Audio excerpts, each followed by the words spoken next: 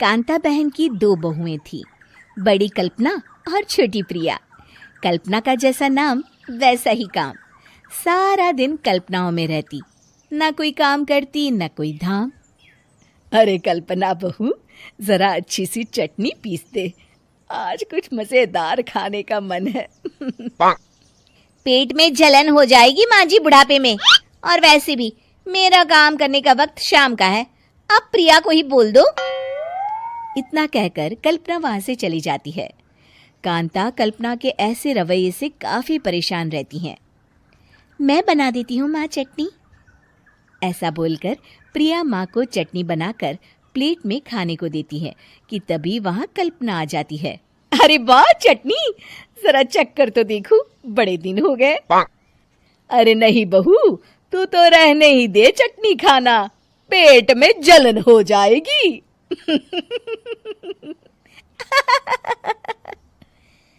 इतना कहकर कांता और प्रिया दोनों हंसने लगते हैं।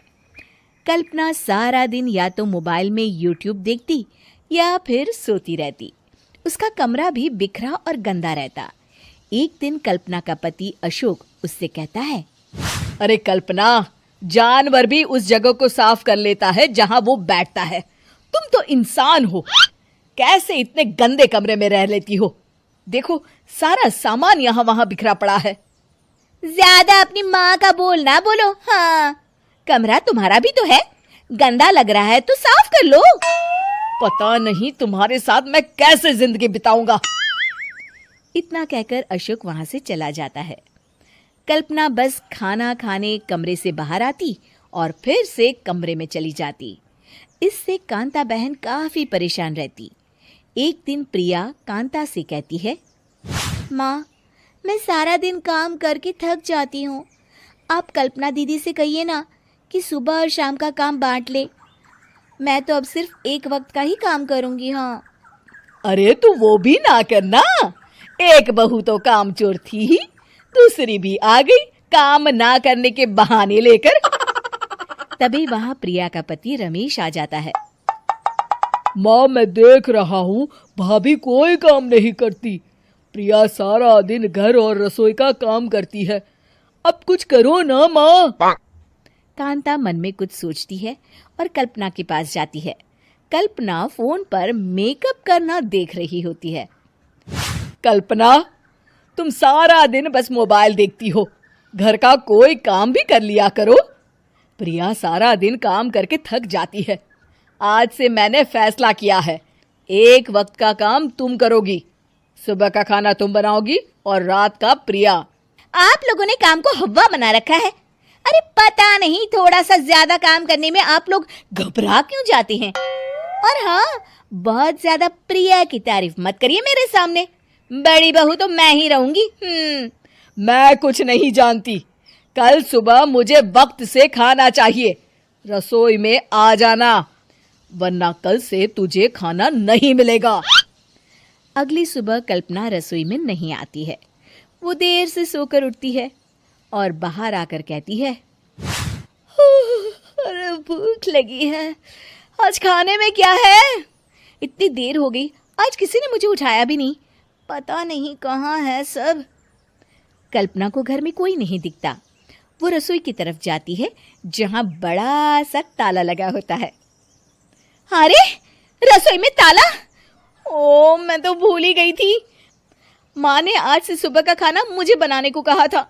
हे भगवान, इतने लोगों का खाना बनाना क्या आसान है? तभी घर के सारे सदस्य बाहर से वापस आते हैं। वाह माँ जी, मजा आ गया छोले भटूरे खाकर। मेरे मुंह में तो अभी भी स्वाद आ रहा है। अरे कल्पना, तेरे भरोसे रहते तो हम तो भूखे ही रह जाते। कल्पना को बहुत गुस्सा आ जाता है। अब बहुत हो गया, आज से मैं अपनी रसोई अलग कर रही हूँ, मैं अपना खाना खुद बना लिया करूंगी। कल्पना अपनी रसोई अलग कर लेती है, पर आए दिन उसका देर से उठना और काम न करने की आदत से वो भूखी ही रह जाती थी। उसी के सामने घर के लोग अच्छे अच्छे पकवान खाते और कामचोर कल्पना को जैसे तैसे ही खाना बनाकर खाना पड़ता। पर एक दिन तो हद ही हो गई।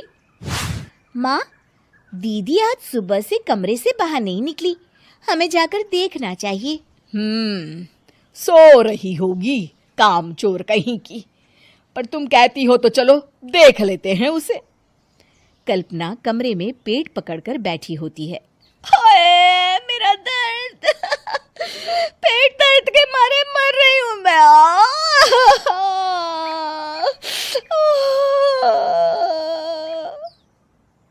अरे दीदी क्या हुआ? पेट में दर्द क्यों हो रहा है? डॉक्टर को दिखाया आपने? माँ, कल्पना खड़ी होती है और माँ जी के पास आती है। मुझे माफ कर दीजिए, अब से मैं सारे काम में मदद करूंगी, कभी आलस और काम चोरी नहीं करूंगी। हाँ वो तो ठीक है, लेकिन अचानक क्या हो गया जो तू काम करने को तैयार हो गई?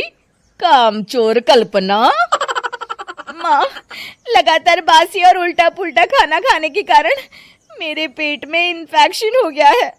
काम न करना पड़े इसलिए मैं 2 दिन का खाना एक दिन ही बना लेती थी। बासी और खराब खाना खाने के कारण लेने के देने पड़ गए। पेट में दर्द हो रहा है। चलो अच्छा हुआ, देर आए दुरुस्त आए। मुग्धा और उसकी सास के बीच पूरा समय सास के किसी ना किसी काम को लेकर मतभेद चलते ही रहते हैं। बहू, ओ बहू, जरा चाय बना दे। मुग्धा चाय लेकर आती है। ये लीजिए, और कुछ चाहिए? अरे नहीं, बस चाय पीने का मन था। जाओ तुम दूसरा काम करो। चाय पीने के थोड़ी देर बाद सास दोबारा मुग्धा को आवाज लगाती है। अरे बहू रे, आओ बहू, जरा हलवा तो बना दे, मीठा खाने को मन हो रहा है। इसी तरह मुग्धा की सास पूरा समय कोई ना कोई काम बताकर उसे रसोई से बाहर तक निकलने नहीं देती। कभी चाय, कभी हलवा, कभी पानी तो कभी दूध, हर समय खाने को चाहिए। और उसके लिए अपने हाथ पर बिल्कुल नहीं हिलाने। परेशान किया हुआ है इन्होंने। सास की जबरदस्ती परेशान करने की आदतों से दुखी मुग्धा एक शाम सचिन के साथ अपने कमरे में बैठी हुई बात कर रही होती है। सुनो जी, मम्मी जी की ये जानबूझकर मुझे परेशान करने की फरमाइशों से मैं बहुत फ्रस्ट्रेट हो चुकी हूँ। पूरे दिन में 1 सेकंड का आराम नहीं मिलता। रसोई से बाहर कदम रखती नहीं कि बहू ये बना दे, बहू री वो बना दे। अरे इनकी फरमाइशें चलती ही रहती है। अरे मुग्धा, माँ खाने की शौकीन है, पर उम्र हो चली है, खुद खाना नहीं बना सकती, इसलिए तुमसे बोलती है। अरे तो शौक भी उम्र देख कर रखने चाहिए ना। समझ में नहीं आता, हर समय फेविकॉल का जोड़ लगाए सोफे से चिपके बैठी रहती है। इतना सब डाइजेस्ट कैसे हो जाता है उन्हें? अरे तुम मेरी माँ से इतनी नफरत कैसे कर सकती हो? मैं उसे नफरत नहीं करती जी, बस परेशान हूँ। जहां मुग्धा अपने पति से ये सब बोल रही होती है, वहीं उसकी सास भी कमरे के बाहर दरवाजे से कान लगाए सारी बातें सुन रही होती है और अगली दोपहर रसोई में मुग्धा के पास जाती है। बहू, आज ना मेरा कुछ मसालेदार खाने का मन है। तो चाय बना दूं? मुझे बहुत पसंद है। अरे ना, ऐसा कर लिट्टी चोखा बना ले। और हाँ, जितना मसाला बातों में मिलाकर पति को सुनाती हो ना, सब्जी में भी वैसे ही डाला करो, खाना स्वादिष्ट बनेगा। सास की बात सुनकर मुग्धा हैरान रह जाती है।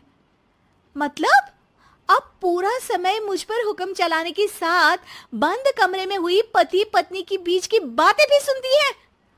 अरे बात जब मेरी थी तो सुनने में क्या दिक्कत है? ये कहकर सास वहां से चली जाती है। अरे अब तो हद पार हो गई, इस तरह से तो ये मेरा जीना मुश्किल कर देंगी। मुग्धा सास की हरकतों से परेशान उसका हल सोचने लगती है और इसी तरह कुछ दिन बीत जाते हैं, जिसमें सास का जन्मदिन आता है। मुग्धा बहुत खुशी के साथ अपनी सास को एंड्रॉइड मोबाइल गिफ्ट करती है। मम्मी, आपको सबसे बात करने के लिए बहुत दिक्कत होती है ना? कभी सचिन तो कभी मुझे बोलना पड़ता है, पर इस मोबाइल से आपको कोई दिक्कत नहीं होगी। एक जगह बैठे बैठे बहुत कुछ कर सकती हैं अब आप। मोबाइल देख सासू माँ खुश हो जाती है, पर उसे इस्तेमाल करना तो आता नहीं, इसलिए साइड में रख देती है, जिसे देख मुग्धा घर का सारा काम छोड़ मोबाइल सेट कर सास को इस्तेमाल करना सिखाने लगती है, जिसके बाद अब सास पूरा समय मोबाइल में ही लगी रहती है। हाय, जब से मम्मी को मोबाइल मिला है मेरी लाइफ में कितनी शांति आई है। अच्छा है इसी तरह बिजी रहे तो मैं भी सुकून की जिंदगी जी पाऊंगी। अब मुग्धा जब मन करे काम करना, जैसा चाहे वैसा खाना बनाकर खाना, पूरा समय रिलैक्स और खुश रहने लगती है। क्या बात है, आजकल तुम बहुत चहक रही हो। अरे मम्मी जी से छुटकारा जो मिला है, अब ना फरमाइशें ना छुप छुप कर बातें सुनना। अच्छा, तो मोबाइल गिफ्ट करने की ये स्कीम थी। इसी तरह दिन बीतते हैं और अब मोबाइल पर लगी सास फरमाइशों की जगह सवालों के लिए बहू को आवाजें लगाना शुरू कर देती है। अरे बहू सुन तो, देख जरा किसी का फोन क्यों नहीं मिल रहा। रिचार्ज खत्म हो गया है, पर अभी 4 दिन पहले ही तो मैंने किया था, इतनी जल्दी कैसे खत्म हो गया। अरे मैंने कल तेरी कनाडा वाली मौसी सास से 3 घंटे बात की थी ना।